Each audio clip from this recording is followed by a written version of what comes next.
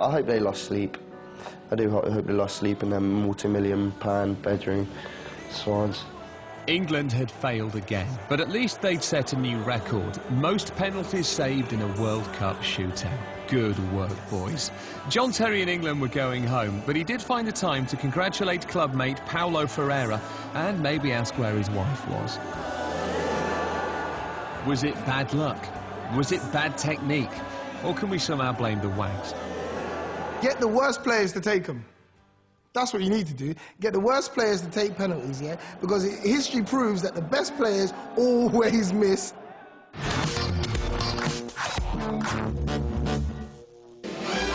America, land of the free, home of the hot dog, and inexplicably, the venue for the 1994 World Cup.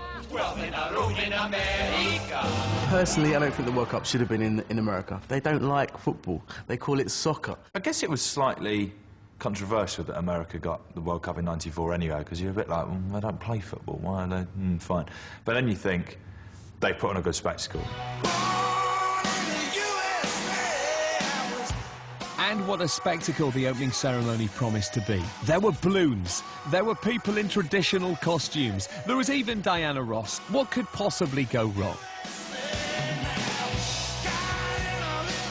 I remember that being absolute farce.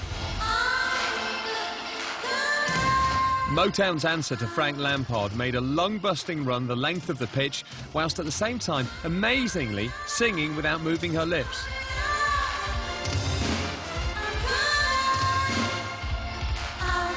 Weaving her way through hundreds of dancers dressed as God knows what, she reached the edge of the box and steadied herself in front of goal. It's about 5 yards, I mean, and the goal looks like a bigger than average goal as well to me. I mean, it's really stacked in her favour.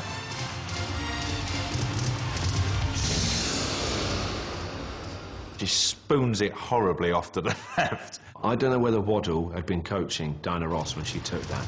Wow. It all just sort of carries on. They just carry on like, yeah, that went pretty well, guys. Oh, yeah, carry on. Yeah, keep singing, that's fine, that's fine.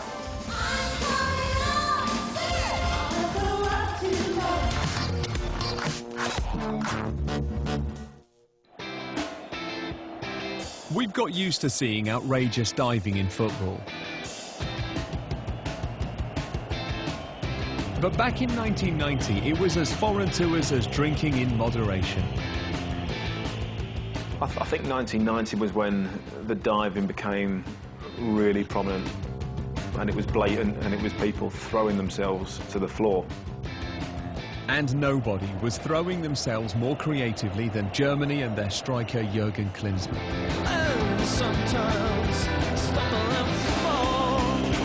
I think the Germans probably really did start the diving culture. They turned it into a trade, didn't they, where it was an art almost. It's a sick art, in my opinion.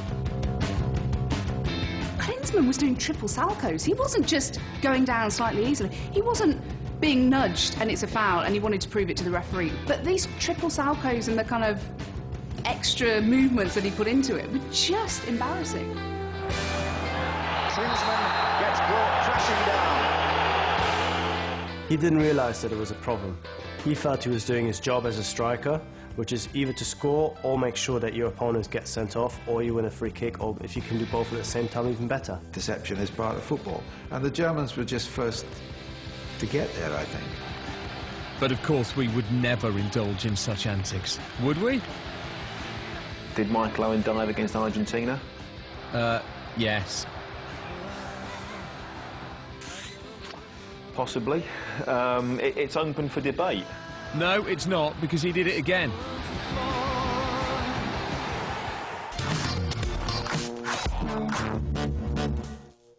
(1990) semi-final. What minute? Listen, I've told you not to call me at work.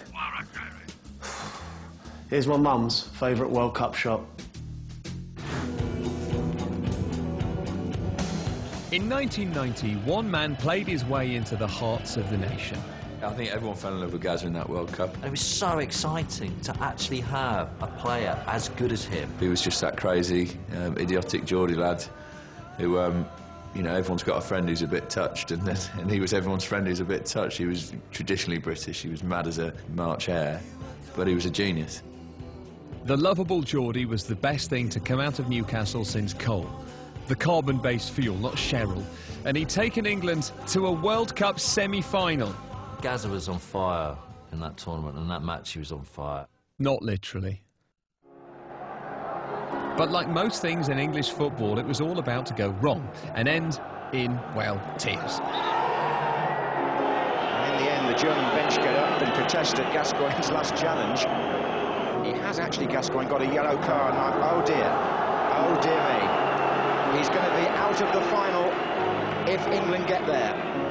And here is a moment that almost brings tears to his eyes. The nation's collective lower lip went all wobbly as we watched a grown man lose the plot. You can see that the Gazza that we know is now going to explode because he starts to bubble up. You could see him starting to well up. Gary Lineker pointing, have a word with him, have a word with him, all that. It's not often you see that on a football pitch, not that kind of emotion, not raw emotion, while a game's going on. And it wasn't just a little tear, it was just, his whole face went red. Every man watching that thought, this is great. Watching it saying, here we go, he's able to let go, express himself, and show that he does have emotional capability. No, we didn't. We watched it and thought, what a pansy? What are you doing, mate? Just get on with the game, help your teammates to the final, none of this crying nonsense. But I'll tell you what, keep that up, you might get a crisp advert. And you too, Gary, have a word with him. The funniest thing which I just found out, when he kicked Thomas Berthold, Gazza went down to, like, console him, we thought. He said, well, when I kicked him, he said he was screaming. And only Gazza would think this. I thought to myself, if the referee hears him screaming, he's going to book me. So he said, what I was trying to do is I was trying to squeeze his lips to stop him screaming. So I looked at it again. He was actually trying to reach down and squeeze his lips together. I'm pretty sure he was saying something in Jordan's like, shut your fat face, you German bastard! Who would even think of something like that? And that is just Paul Gascoigne through and through. Nice try, Gazza, but it didn't work. And when England lost on penalties, the waterworks started again. You know, he was, very emotional, but it doesn't take him a great deal of time to get back to normal.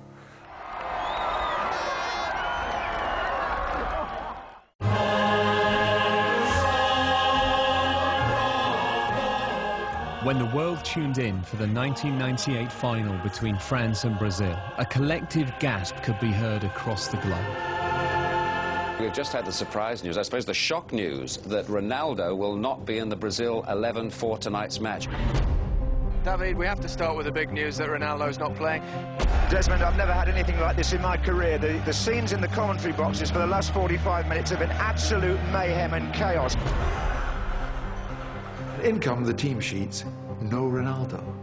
It's Hamlet without the prince. It's the main man's not there. Early ball from Ronaldo, and here's Ronaldo! Whoa, goodness me! He was unstoppable. Right through, Ronaldo! He was big news. He was big, ugly news. We've seen, but here's Ronaldo!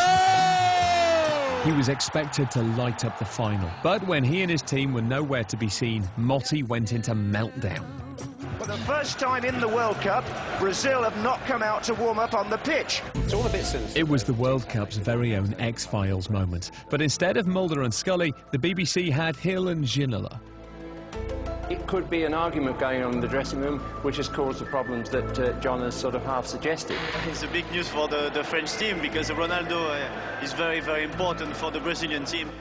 After they failed to shed any light on the situation, there was a further twist. Suddenly, the officials are coming around with more sheets, and Ronaldo's back in it. For any players in the world. David, I'm just going to interrupt you there because news has just come out that the biggest wind-up in World Cup football history has just hit the news because Ronaldo will play. Ronaldo played, but he and his Brazil team had a shocker, and France won 3-0. Zidane! After the game, conspiracy theories started. Had Brazil's sponsors forced him to play through the pain barrier? A lot of people said that he went on and he played because of certain sponsors. Had his girlfriend dumped him? He did look like he was a player who'd been jilted, actually. Was it, in fact, Emil Heskey in a Ronaldo suit?